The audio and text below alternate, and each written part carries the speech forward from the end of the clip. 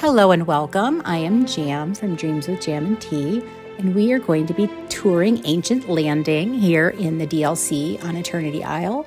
So welcome to the DLC if you have it. If you do not, I hope this video maybe shows you what the DLC can provide. Let me just say again, you do not have to purchase the DLC to play Dreamlight Valley. Dreamlight Valley itself is super fun, and you don't have to spend any extra money if you don't want to. Totally fine. What the Eternity Isle pack will provide you is it will provide a lot of different craftable items, different decor, different plants, different trees, different bushes. Not to mention Eve, Oswald, Rapunzel, and Gaston so far. And, you know, it is a fun mission-based add-on to the valley. So here we are on the docks, and in the docks here I have created this kind of market square. And I've used the canopies that you can craft to create my own little stalls here. So you can see a fireworks stall, and we have a little teeny fish market here on the beach. I used the bamboo benches here along with the ancient lampposts. So you'll see the ancient lampposts throughout this section of Ancient's Landing. In the center here, I didn't want to leave it just open as I created this kind of market square. So I created an archery contest. So here we have spectator seats, the sign-in station, the voting box, as well as the archery itself. Why they put the archery with the targets themselves is beyond me, but they're shooting into hay. That's what's happening. And then we have picnic tables and a cooking station. We have the barrel tables, ice cream, popcorn, kind of what you would find at any kind of open air marketplace. And then back here in the corner, we have an apothecary stand, just using different bookcases, candles, different things you would find at an apothecary stand, I guess. I used the leaf rugs just to add some color. And then we have our pottery and baskets stand, using all different kinds of that in there, just to fill out that back corner. Added just a little something. So let's head back around onto our pathway here and to the main drag of the market itself. Use the stone path along with the path that you can make in Ancient's Landing. Here we have Goofy's stall with some veggie stands as well, some crates. Oh, I saw a peak of coconut LeFou. Here's our bookseller, as well as, you know, a pretzel stand because, well, who doesn't want a hot pretzel? And then around the corner, we have a little flower market selling different flowers and such, both from Eternity Isle and the Valley. Over here is our open air sushi stand. Oh, and I see another coconut LeFou, which, by the way, I do hide all over the place, so you'll have to tell me how many you see. Leave that in the comments below, and let's see if you can find them all. Here we have Rapunzel's painting station. You can imagine the different kind of painting you could make back in here with the swan boat and the little pond and the waterfall, as well as a crafting table because, again, we want to be able to cook and craft in every biome pretty easily. We don't want to have to be floating in and out. Over here we'll see where I put Merlin, and we're about to change it to nighttime because Merlin's area at night is super magical, which is what I was going for. He is Merlin. So let's advance our time and look at that at night.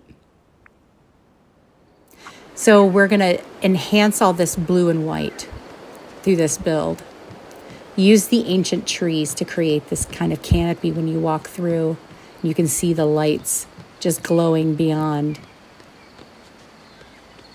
So anything that was kind of that blue and white magical item, I tried to use it.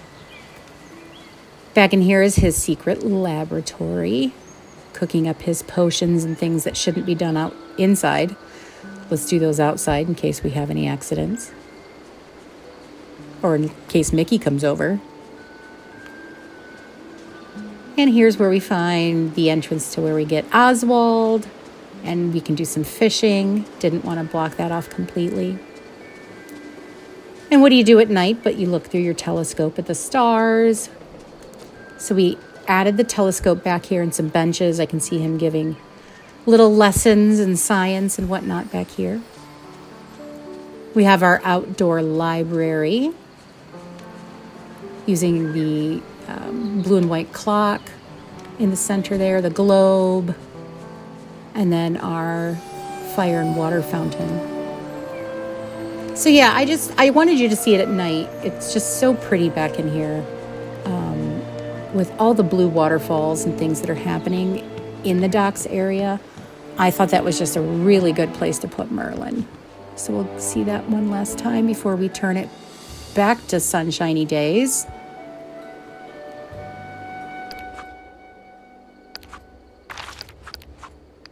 Okay. So let's head up the stairs here through our marketplace.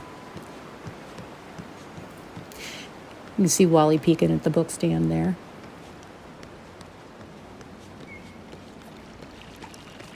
So up here I have placed Oswald's house. I have used a lot of red and green up here around his house. So you'll see a lot of the black and white as well. I mean, Ancient's Landing itself kind of has this overall black and white grayish tone to it anyhow. So I really enjoyed using the flowering trees, which have that red and green look to them already. The strawberry bushes. I really liked how it turned out. I've not seen too many builds using his house up here, but I super loved how it worked with these red trees, the Ancient Landing trees with the flowers. It's just so pretty.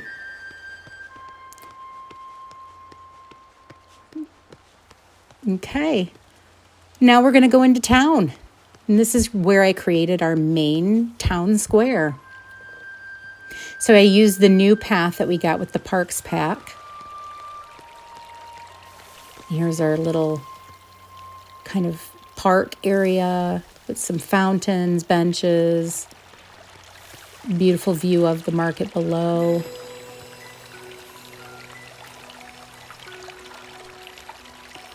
Our park entrance I have used as kind of a makeshift train station.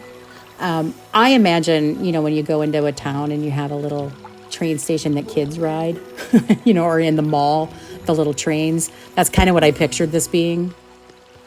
And here's Scrooge. Off to each side of Scrooge is a little sitting area. This one in particular, I really enjoyed the view that you get because of the broken wall. You can see, isn't that pretty? Well, hopefully we'll fix that crack in the sky soon. Okay, so back out into the main path. Here's Chez Remy with his gorgeous outdoor seating, some candles on the table, and an outdoor piano for some musical entertainment in the evenings. Using the brick and iron fencing. A lot of these buildings have that brick look to them already, so we wanted to enhance that. Behind Chez Remy, we have our little employee break center. And then back in this small grassy area, I wanted to create kind of just a community hangout. So there's a coffee and juice bar. We have our bake sale items, some barrels, plants, the gazebo with some lights hanging off of it. I tried to make this look like they were playing bingo. I just thought it turned out really cute. It's such an odd little area. There's really no place to put a house or anything. So I wanted to create a little kind of different moment. And then up here are the two houses that are the hardest to place in my opinion, and that's Eve and Wally. You want to put them together, but their houses are so diverse and so different from one another, and so different from any other building. It's kind of hard to figure out where to put them. So I really liked them up here. They're together. They're kind of having their own section with a bunch of flowers, plants. We can see, oh, I spy another coconut LeFou. I used the nestling pears up here as well. I figure, that's some of the things that they take care of up here. I just thought it was super cute having them up here. And again, their houses are just so incredibly difficult to place, in my opinion, anyway. I'm sure people have builds where they look amazing, and I just haven't seen them yet. If you link them, I will definitely watch them. Okay, so back into our main square here.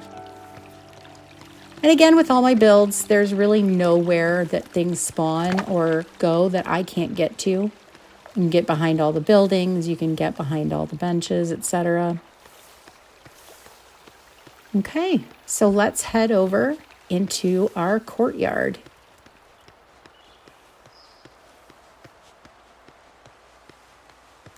And the courtyard, I think, is a really diverse place that I've seen. I've seen so many different builds in the courtyard here.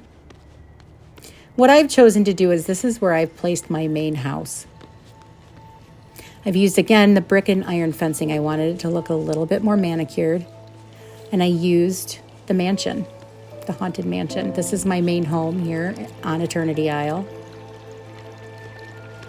And I've placed the well here for easy access to my home, for dropping things off into storage, etc. Here's a little secret garden. Again, picking up anything that might spawn is very easy around here.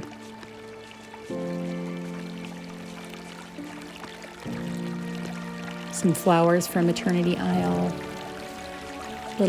Another little sitting area. And then into the backyard. So the backyard, we have, of course, our little pool area, which I actually really liked the pool here, because if you look at the stone that makes up the pool against the stone of the background in Eternity Isle, it just looks really good here. So people can come hang out in my backyard, get in the hot tub.